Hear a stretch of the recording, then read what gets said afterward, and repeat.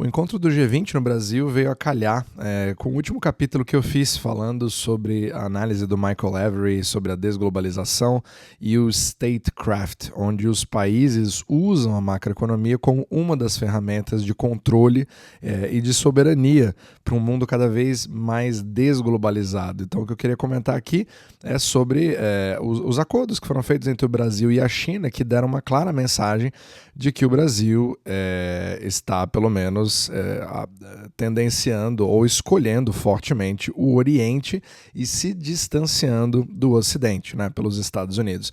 Então eles fizeram alguns acordos, eu vou até passar para você várias das fontes, né, a mídia brasileira cobriu isso bastante.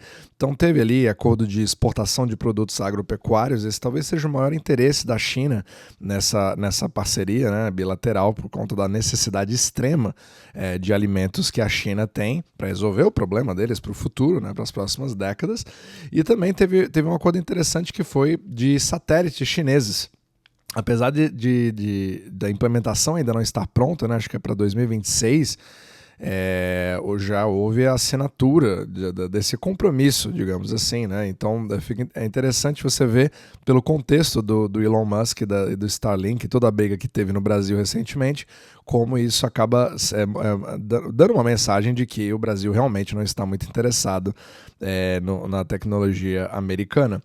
E você também teve vários acordos de transferência de tecnologia no setor elétrico, mas outra coisa que chamou a atenção foi a seguinte coisa: o passo foi dado para uma aproximação muito mais explícita entre o Brasil e a China, né? Óbvio, o que faria sentido se você analisa pela ótica do BRICS, né, e torce por essa união, mas não teve uma adesão oficial da Rota da Seda, né, do Belt and Road Initiative, ou seja, pelo menos segundo o Estadão, né, uma das fontes que eu vi, o que eles justificaram foi para evitar um desgaste direto aos Estados Unidos, né, de você simplesmente fazer uma coisa oficial e falar, agora eu faço parte dessa iniciativa. Porém, eles meio que trabalharam uma forma meio alternativa de falar, não, vamos cooperar como se fosse isso, mas sem dizer que nós estamos fazendo isso. Isso eu achei bastante interessante, porque você tem duas óticas para poder avaliar isso, né? Então, se você se você é do lado que é contra o império estadunidense, né, como o pessoal gosta de falar nos comentários, provavelmente você não esteja tão feliz assim, porque você não teria que dar nenhuma justificativa para os Estados Unidos. Agora, se você percebe o outro lado da história, talvez possa trazer alguns fatores de que justifique um pouco mais essa cautela. Afinal de contas, os Estados Unidos vão passar agora por uma transição presidencial, né? O Trump vai entrar e aparentemente passou uma imagem de demonstrar muito mais força do que antes numa questão de retaliação, digamos assim. E a China, tendo os Estados Unidos como principal parceiro comercial, e não ainda tendo uma condição de substituí-lo completamente,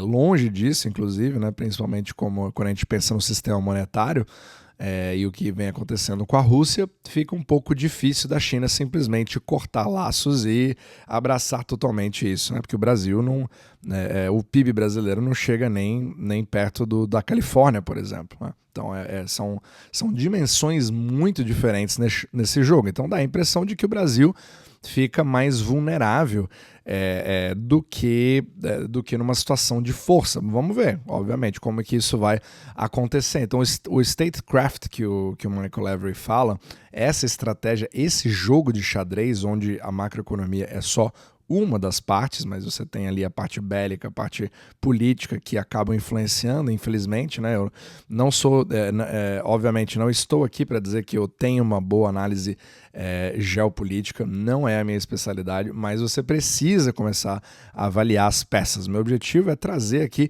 fatores para que você tome a sua própria decisão, porque isso influencia para onde vai a liquidez do mundo, é exatamente o objetivo desse podcast. Então, quando você analisa, por exemplo, um jogo triangular, é uma coisa que é possível, né? Digamos que você tem ali tarifas que comecem a incidir, ou ameaças de tarifas, né? Como como o próprio Michael Lavery fala.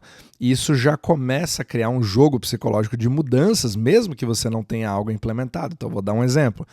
Se houver qualquer coisa que o Brasil faça que incomode os Estados Unidos, mas os Estados Unidos têm uma parceria muito forte com a China, querendo eles ou não, pela forma que o sistema monetário é feito hoje, né, pelos treasuries, etc., Ripple, todo o comércio exterior que existe e ser o maior consumidor do mundo hoje, né, você não é o número 1, é o número 2 para quase todos os países do mundo hoje, ele tem esse poder de barganha de falar, não, se você continuar fazendo isso com o Brasil, eu corto isso aqui de você, né, eu faço essa tarifa X ou eu não permito que Y aconteça, e aí fica aquela questão, qual é a probabilidade da China cortar, o que vai ser mais custoso para a China?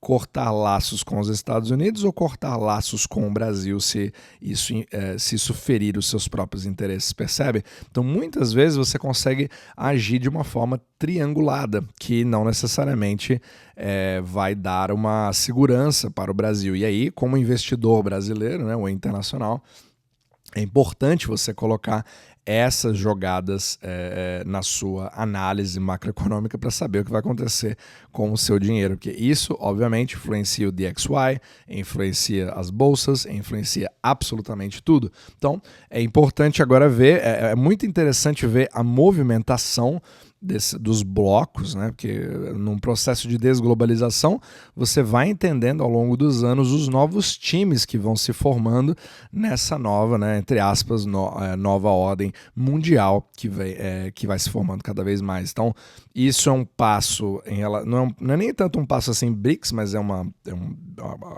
coisa bilateral dentro do bloco, que vai deixando isso cada vez mais forte.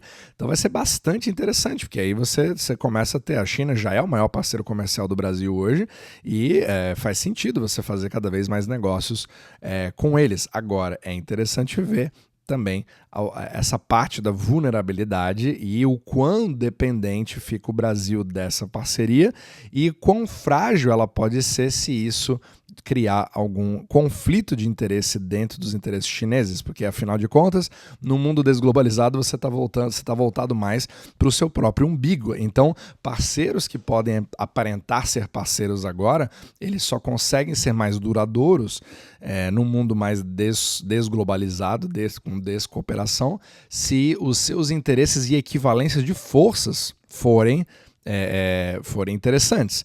Caso contrário, você fica na ponta fraca da corda, digamos assim, e isso pode, obviamente, criar uma série de consequências para os seus investimentos, para os bonds do país, etc. Então, muito interessante essa jogada, e principalmente quando você tem algo feito logo antes da transição, né, do governo Trump, que promete ser muito mais hostil talvez com esse tipo de comportamento. Então vamos ver, obviamente que aqui eu tenho certeza que esse tipo de capítulo já vai criar vários comentários, né, dizendo que tá certo, né, tem que acabar mesmo com esse império estadunidense, lasque-se o Trump, etc.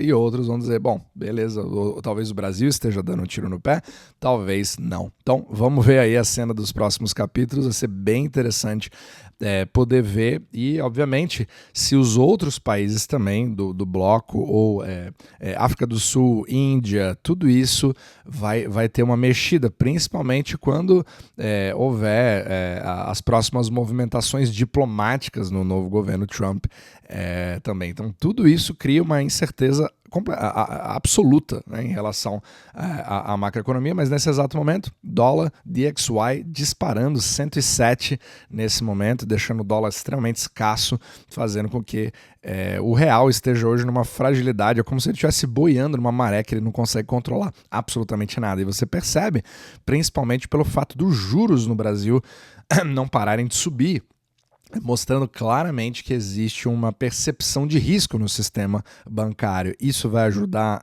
esse tipo de acordo vai ajudar a amenizar? Talvez não, né? Principalmente quando você tem ali também rumores de um possível Panda Bond, né? Não sei se vocês viram isso, mas bonds brasileiros em yuan, né? Uma tentativa de fazer isso. Então existem, obviamente, várias tentativas, e mostra claramente que tem várias iniciativas brasileiras com o objetivo de se distanciar cada vez mais do Ocidente e consolidar cada vez mais o seu posicionamento e parceria com o Oriente.